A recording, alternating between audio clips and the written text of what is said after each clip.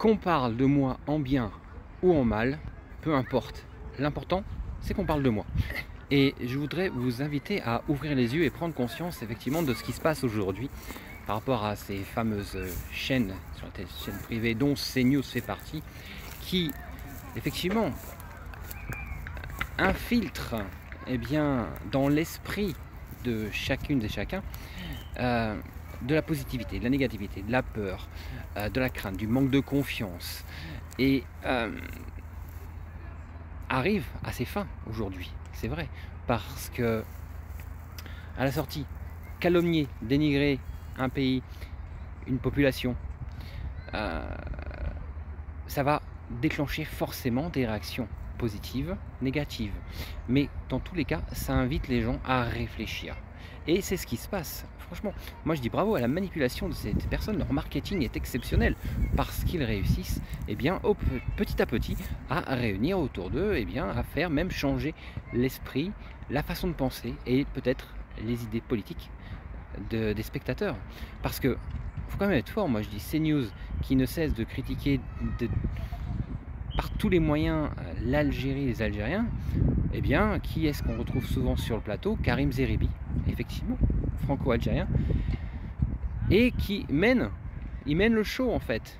Et c'est vrai que il est là pour dire ce qu'il a à dire et pour défendre l'Algérie, mais à la sortie, ça fait vraiment, c'est magnifique pour CNews parce que ça leur booste leur audience.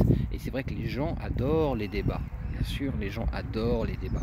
Donc, voir des gens qui se lancent des effectivités au visage pendant 10, 15, 20 minutes, 30 minutes, ça fait de l'audimat, ça.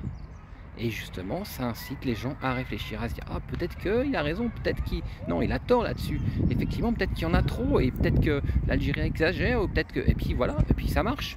Ça marche, regardez les sondages aujourd'hui. C'est vraiment grave, c'est vraiment triste. Moi, je vous incite simplement à boycotter ces chaînes.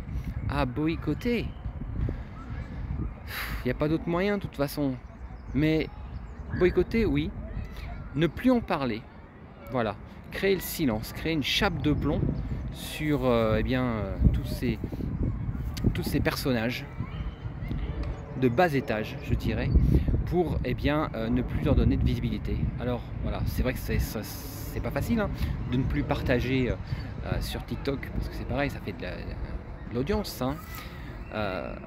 Il faudrait plus partager ces passages télé, ces réflexions et autres, pour que au fur et à mesure ça s'éteigne, ça disparaisse. Je sais que c'est pas facile, même ça n'arrivera jamais, mais bon, on peut toujours espérer. Mais c'est triste, pauvre France.